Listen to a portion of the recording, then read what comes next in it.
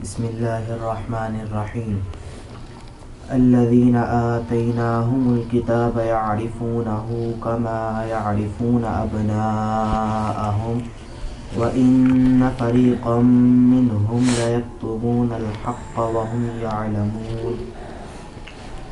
وہ لوگ جنہیں عطا کی گئی کتاب اسے پہچانتے ہیں جیسے پہچانتے ہیں اپنے بیٹوں کو، اور بے شک ان میں سے ایک گروہ جو چھپاتا ہے حق حالانکہ وہ جانتے ہیں۔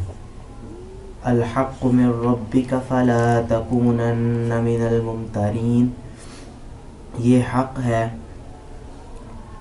تیرے رب آپ کے رب کی طرف سے، تو خبردار تو اس میں شک نہ کرنا۔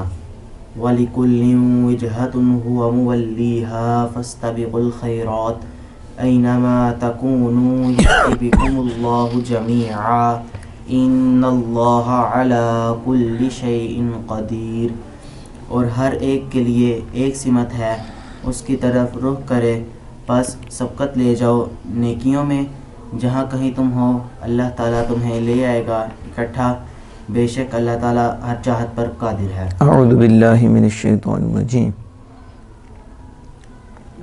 وَلَئِنْ أَتَيْتَ الَّذِينَ أُوتُوا الْكِتَابَ بِكُلِّ آیَةٍ مَا تَبِعُوا قِبْلَتَكَ، اور اگر جنہیں دی گئی کتاب آپ ان کے پاس ہر آیت لے کر آئیں تو آپ کی قبلہ کی پیروی نہیں کریں گے، وَمَا أَنْتَ بِتَابِعٍ قِبْلَتَهُمْ، اور آپ ان کی قبلہ کی پیروی نہیں کریں گے، وَمَا بَعْضُهُمْ بِتَابِعٍ قِبْلَةَ بَعْضٍ، اور ان کے بعد کی قبلہ کی پیروی کرنے والے نہیں ہیں۔ وَلَئِنِ اتَّبَعْتَ أَهْوَاءَهُمْ، اور اگر کسی بادشاہ تو سنتا ہے اگر ان کی خواہش کی پیروی کرے، یا محبوب بالفرض اگر آپ ان کی خواہش کی پیروی کریں جس کی طرف وہ آپ کو بلاتے ہیں، کب؟ جب آپ کے پاس وہی آ چکی تو اس وقت ان اتبعتہم، اگر بالفرض آپ ان کی بالفرض کریں، بالفرض تو ہاتھ سے بڑھنے والوں میں سے ہو جائیں گے۔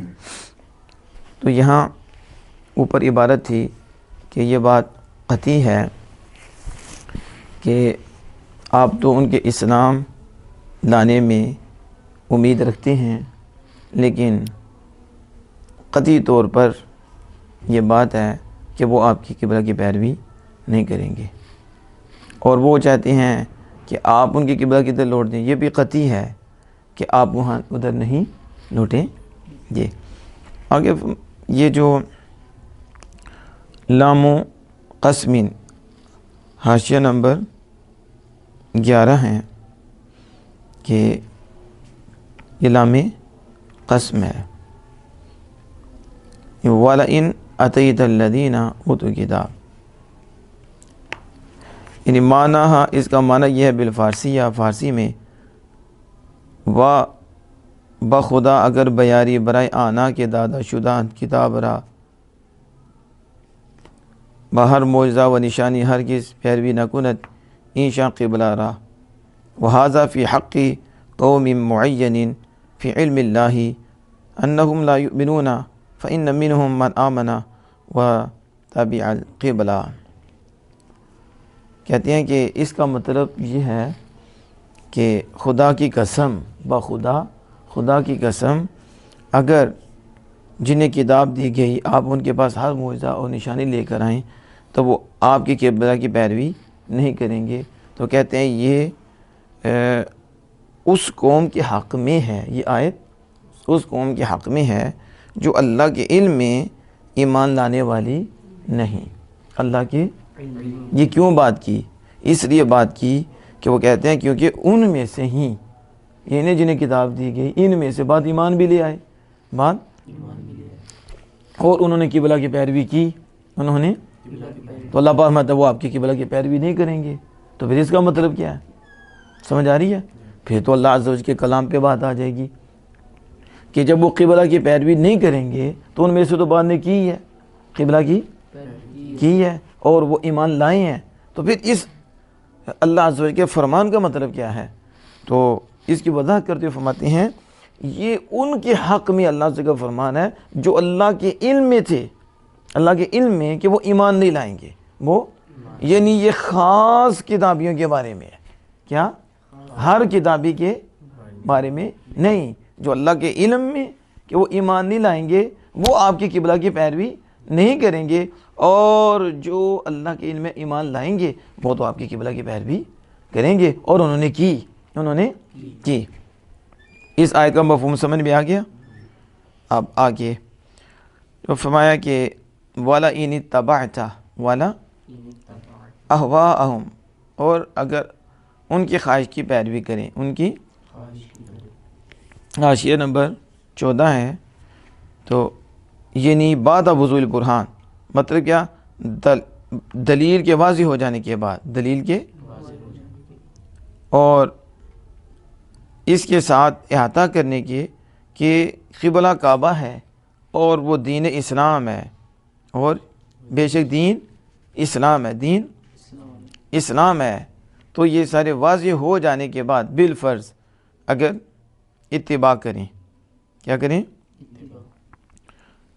تو کہتے ہیں کہ اس وقت اللہ پاک فرماتا ہے کہ بالفرض تو پھر حد سے بڑھنے والوں میں سے ہو جائیں گے، یعنی لمن المرتکبین الظلم الفاحشہ، بڑے ظلم کے ارتکاب کرنے والوں میں سے ہو جائیں گے، بڑے حد سے بڑھنے والوں میں سے، یعنی ان میں سے جو بہت بڑا ظلم کرنے والے ہیں، بڑا ظلم کرنے والے۔ کہتے ہیں اس آیت میں لطف للسامعین، سننے والوں کے لیے لطف ہے، سننے، اور جو حق پر قائم ہے ان کو ابھارنا ہے، ان کو ابھارنا، اور ان کو ڈرانا ہے جو دلیل کے روشن ہو جانے کے بعد، دلیل کے ہو جانے کے بعد اس کو چھوڑ دیتے ہیں، اس کو یعنی دلائل کے واضح ہو جانے کے بعد اگر کسی باشد تو پیروی کرے تو اس میں سامعین کے لیے لطف ہے، اور جو ثابت رہتے ہیں ان کے لیے تو تہیج ہے، انہیں رغبت شوق دلانا، اور تیسرا انہیں ڈرانا ہے جو دلیل کے واضح ہو جانے کے بعد بھی دلیل کو قبول نہیں کرتے، دلیل کو ترک کر دیتے ہیں اور خواہش کی پیروی کرتے ہیں، اور خواہش کی۔ تو بعد نے کہا خطاب ظاہر میں نبی اکرم صلی اللہ علیہ وسلم کو ہے، ظاہر میں یعنی تبعتا واحد حاضر کا سیکھا ہے، تو ظاہر میں یہ خطاب کس کو ہے؟ نبی اکرم صلی اللہ تعالیٰ علیہ وآلہ وسلم کو، اور مراد امتہ، مراد آپ کی امت ہے۔ اس لیے اگر کسے باشد کوئی سننے والا اگر واضح و علم آ جانے کے بعد، دلائل کے واضح ہو جانے کے بعد وہ کیا کرے؟ ان کی پیروی کرے، تو اس وقت وہ ظالموں میں سے ہو جائے گا، ہاتھ سے بڑھنے والوں میں سے ہو جائے گا۔ مراد امت بعد نے کہا کیا؟ یہ مراد کون ہے؟ امت مصطفیٰ صلی اللہ تعالی علیہ وآلہ وسلم۔ پھر آگے دیکھیں، الذین آتیناہم الکتاب یعرفونہ، جنہیں ہم نے کتاب دی، جنہیں وہ آپ صلی اللہ علیہ وسلم کو پہچانتے ہیں، ای محمد صلی اللہ علیہ وسلم، یعنی محمد صلی اللہ علیہ وسلم کو پہچانتے ہیں ایسے جیسے اپنے بیٹوں کو پہچانتے، یعرفون ابناءہم، جیسے یعنی وہ آپ کی نعت کے ساتھ جو آپ کی کتاب میں، جو ان کی کتاب میں نبی کریم صلی اللہ علیہ وسلم کی صفت تھی، اس صفت کے ساتھ آپ کو ایسے پہچانتے جیسے اپنے بیٹوں کو۔ قال ابن سلامین، ابن سلام عبداللہ بن سلام رضی اللہ تعالی عنہ نے کہا لقد عرفتہ حین رأیتہ، انہوں نے کہا کہ میں نے آپ کو پہچانا جب میں نے آپ کو دیکھا، جب انہوں نے کہا اللہ کی قسم میں نے آپ کو پہچانا جب کہ میں نے آپ کو دیکھا، ایسے عارف ابنی، جیسے میں اپنے بیٹے کو پہچانتا ہوں، جیسے ومعرفتی لمحمد صلی اللہ علیہ وسلم اشد، اور آپ صلی اللہ علیہ وسلم کو میرا پہچاننا تو بیٹے سے بھی زیادہ سخت ہے، بیٹے سے بھی۔ اب دیکھو انہوں نے کہا بیٹے کو بھی ایسے نہیں میں پہچانتا جیسے آپ کو پہچانتا ہوں، بیٹے سے بڑھ کر آپ کو پہچانتا ہوں۔ بیٹے میں تو پھر مسئلہ ہے کہ اس میں پھر احتمال ہے، سمجھ کیوں؟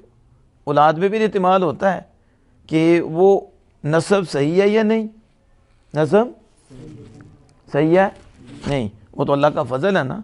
تو آپ کہتے ہیں کہ میں اس بیٹے جیسے بیٹے کو پہچانا، بلکہ اس سے بڑھ کر آپ کو پہچانتا ہوں، اس سے کہ آپ کے پہچاننے میں تھوڑا سا شک بھی نہیں ہے، تھوڑا سا۔ شاید میں نے سنا کہ جب یہ بات کی تو حضرت عمر رضی اللہ تعالیٰ عنہ نے آپ کا ماتھا چوم لیا کہ حضور سے اتنا پیار۔ یہ حضرت عبداللہ بن سلام رضی اللہ تعالیٰ عنہ ہیں۔ تو وَإِنَّ فَرِيقًا مِّنْهُمْ، بے شک ان میں سے ایک فریق، ایک گروہ ضرور حق کو چھپاتا ہے۔ یعنی حق کیا ہے مراد اس سے؟ نعتہو، نبی اکرم صلی اللہ علیہ وسلم کی صفت اور شان کو چھپاتا ہے ایک گروہ ان میں سے، حالانکہ وہ جانتا ہے، حالانکہ وہ جانتا ہے ھذا الذی انت علیہ، یہ جس پر آپ صلی اللہ علیہ وسلم ہیں وہ جانتا ہے کہ وہ حق ہے، وہ جو تمہارے رب کی طرف سے ہے، کائناً، ثابت کہ وہ تمہارے رب کی طرف سے ہے، فلا تکونن من الممترین، پس شک کرنے والوں میں سے نہ ہونا، یعنی الشاکین فیہ، یعنی شک اس میں شک کرنے والوں میں سے نہ ہونا، ای من ھذا النوع، یہ اس نوع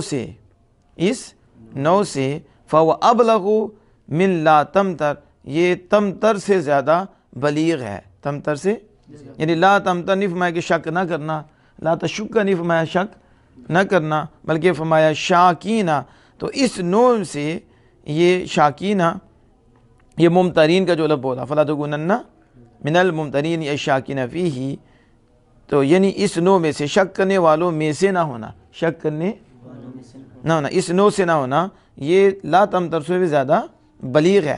آپ حاشیہ نمبر 16 دیکھیں، کما یعرفون ابناءہم، کما یعرفون، یعنی یعرفون انہم منہم و انہم من نسلہم، یعنی وہ پہچانتے ان میں سے اور وہ پہچانتے کہ وہ ان کی نسل سے ہے، ان کی بیٹوں کو۔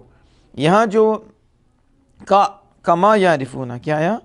یہ کاف جارہ جو آیا ہے، کہتے والکاف فی محل نصب، یہ کاف محل نصب میں ہے، ہاں محل نصب میں ہے، اما علی کونہا نعتاً لمصدر محذوف، یا تو یہ مصدر محذوف کی نعت ہے، مصدر یعنی مصدر محذوف کی صفت ہے، یعنی کیا عبارت ہوگی؟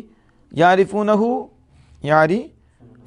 معرفتاً کائنتاً، معرفتاً قائمتاً، مثل معرفت ابنائہم، مثل معرفتی، وہ پہچانتے، ایسا پہچاننا جیسے اپنے بیٹوں کو پہچاننا ہے، یعنی اپنے بیٹوں کو مثل وہ پہچانتے۔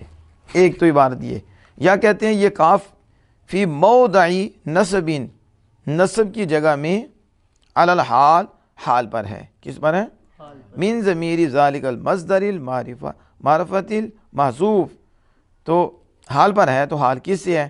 کہتے ہیں اس مصدر جو معرفہ ہے، معرفت، تو اس مصدر معرفت محذوف کی ضمیر سے یہ کیا واقع ہوگا؟ حال، ٹھیک ہے۔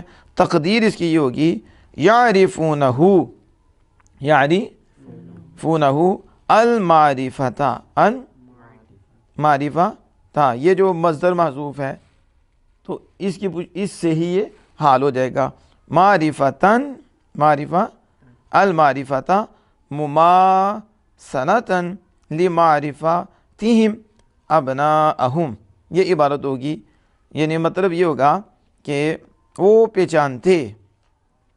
پہچاننا اس حال میں جیسا کہ وہ اپنے بیٹوں کو پہچانتے، تو ھذا مذہب سیبویہ، یہ سیبویہ کا مذہب ہے، یہ کس کا؟ ما مصدریتن، یعنی کما یعرفون میں جو ما ہے وہ کہتا ہے یہ ما مصدریہ ہے، ما مصدریہ ہے، اور تو دیکھو نا، ما اب کاف ہے تو کاف کا ما بعد کیا ہوگا؟ ما مصدریہ۔ التقدیر یہ ہوگی کمعرفتہم ابناءہم، تو اصل عبارت کیا ہو جائے گی پھر؟ یعنی اس کی طویل میں کر لیں گے تو معرفتہم ابناءہم، جیسا کہ اپنے بیٹوں کو پہچاننا، ایسے ہم رسول اکرم صلی اللہ علیہ وسلم کو پہچانتے تھے، ایسے وہ کتابی رسول اکرم صلی اللہ علیہ وسلم کو پہچانتے تھے۔ اور آگے فرمایا کہ شک کرنے والوں میں سے نہ ہونا، یعنی اس نوع میں سے، یعنی لا تکم من نوع شاکینہ، شک کرنے والوں کی نوع میں سے نہ ہونا، شک کرنے والوں کی قسم میں سے نہ ہونا۔ یہ نہیں فرمایا لا تمتر، لا تمتر میں شک نہ کرنا۔ ایک بندہ شکی ہوتا ہے، ایک بندہ، لیکن اس کا یہ مطلب نہیں وہ شک کرنے والا بھی ہے، شکی تو ہے لیکن یہ مطلب تو نہیں شک کرنے والا۔ اور ایک بندہ شک کرنے والا ہو تو وہ شکی بھی ہوتا ہے، سمجھ آ رہی ہے؟ جو شک کرنے والا ہو وہ شکی ہوتا ہے، لیکن جو شکی ہو وہ شک کرنے والا نہیں۔ تو اگر فرمایا جاتا لا تمتر، شک نہ کر، شک، تو اس میں وہ نفی نہ ہوتی کہ شک کرنے والوں میں سے نہ ہو، شک کرنے والوں میں سے سمجھ آ گئی؟ تو شک ہونا اور چیز ہے اور شک کرنا اور چیز ہے۔ اس لیے شاکین اور ممترین فرمایا، لا تمتنی فرمایا کہ اس سے زیادہ بلیغ ہے کہ شک کرنے والوں میں سے ہو ہی نہ دو، کسے؟ شک یعنی شک ہی نہ ہو، شک کرنا کیا ہے؟ شک کرنے والوں میں سے نہ ہو، تو یہ زیادہ بلیغ ہے۔ واللہ تعالی اعلم بالصواب۔